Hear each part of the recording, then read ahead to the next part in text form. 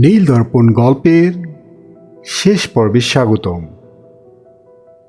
Detective Aditya রায় পাহাড়ি অঞ্চলের পরিত্যক্ত গবেষণা কেন্দ্রে পৌঁছে এক অদ্ভুত নিস্তব্ধতা অনুভব করে।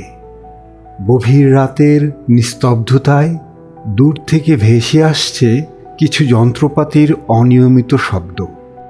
সামনে কিছু আলোর ঝলকানি দেখা যাচ্ছে, যা নির্দেশ করে যে ভেতরে কিছু চলছে। ধীরে ধীরে সাবধানী পায়ে আদিত্য সেন্টারের দিকে এগোতে থাকে। তার হাত শক্ত করে ধরে আছে বন্দুক, আর মন তৈরি হয়েছে আসন্ন বিপদের জন্য। সেন্টারের ভেতরে প্রবেশের সময় তার চোখে পড়ে ছড়িয়ে ছিটিয়ে থাকা বৈজ্ঞানিক সরঞ্জাম এবং গবেষণার নোটবুক। হঠাৎ একটি বন্ধ দরজার পেছন থেকে ভেসে আসে কিছু ফিসফিসানি আর ইলেকট্রিক যন্ত্রের গুঞ্জন। কৌশলে দরজার কাছে গিয়ে আদিত্য দেখে ডক্টর সেন এবং তার কয়েকজন সহকারী মিলে একটি অদ্ভুত মেশিনে কাজ করছে।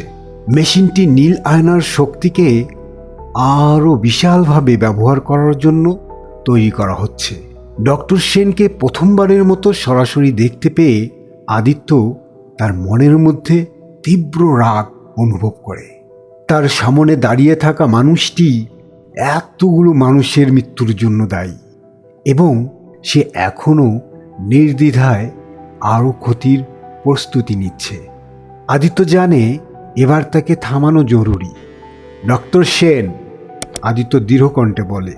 তার কণ্ঠে দৃঢ় সংকল্পের সুর স্পষ্ট। সেন ধীরে ধীরে তার দিকে ঘুরে তাকায়, চোখে গভীর এক আত্মবিশ্বাসের ছাপ। তুমি শেষমেশ এসে পৌঁছালে ডিটেকটিভ? ডক্টর সেন ঠান্ডা স্বরে বলেন, তুমি জানো না আমি কি অর্জন করতে যাচ্ছি? তুমি জানো না আমি কি অর্জন করতে যাচ্ছি?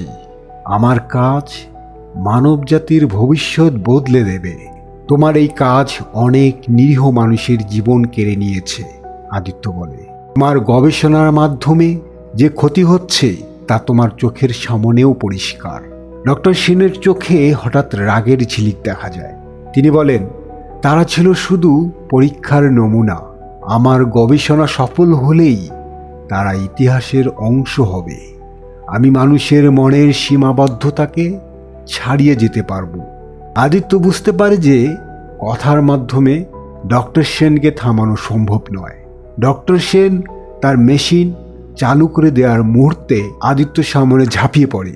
এক ভয়াবহ লড়াই শুরু হয়। সেনের সহকারীরা আদিত্যকে থামানোর চেষ্টা করে, কিন্তু আদিত্য নিজের কৌশলে তাদের এক একজনকে পরাজিত করে এবং মেশিন বন্ধ করার চেষ্টা করতে থাকে।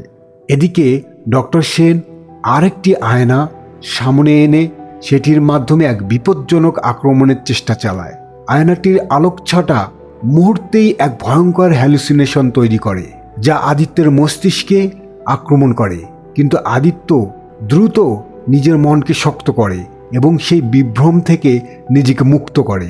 এক তীব্র প্রচেষ্টায় সে ডক্টর সেনকে মাটিতে ফেলে দেয় এবং তার মেশিনটি সম্পূর্ণরূপে ধ্বংস করে। ডক্টর সেনকে গ্রেপ্তার করার পর আদিত্য তার গবেষণার সমস্ত নথি এবং নীল আয়না পুলিশের হাতে তুলে দেয়। নীল আয়নাটি এখন পুলিশের হেফাজতে রয়েছে এবং সরকার সেটিকে সম্পূর্ণরূপে ধ্বংস করার পরিকল্পনা করছে। এই আয়নার অভিশাপ চিরতরে শেষ হওয়ার জন্য পদক্ষেপ নেওয়া হচ্ছে, যাতে এটি আর কখনোই কারো হাতে না পড়ে। সঞ্জীব দাস, যার সাক্ষ্য এই ঘটনার সমাধানে সহায়তা করেছে, তাকে মানসিক পুনর্বাসনের জন্য পাঠানো হয়েছে। তার সাহায্য ছাড়া আদিত্য এতদূর আসতে পারত না। কেস শেষ হওয়ার পর আদিত্য শহরের ব্যস্ত রাস্তার দিকে তাকিয়ে থাকে। এতদিনের অশান্তি আর দুঃস্বপ্নের পর শহরটা আবার শান্ত হয়ে এসেছে। আকাশে সূর্য ধীরে ধীরে অস্ত যাচ্ছে, আর তার রশ্মির মধ্যে নীল আয়নার প্রতিফলন ম্লান হয়ে যায়।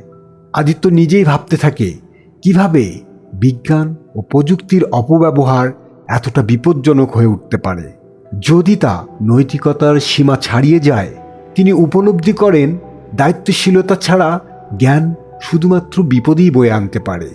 এত কিছুর পরেও আদিত্য জানে নতুন চ্যালেঞ্জ আসবে, নতুন রহস্য উন্মোচিত হবে, কিন্তু যতবারই অন্ধকার আসবে ততবারই সে সাহস নিয়ে লড়াই করবে, কারণ সত্যের সামনে কোনো আয়না বেশি দিন দাঁড়িয়ে থাকতে পারে না।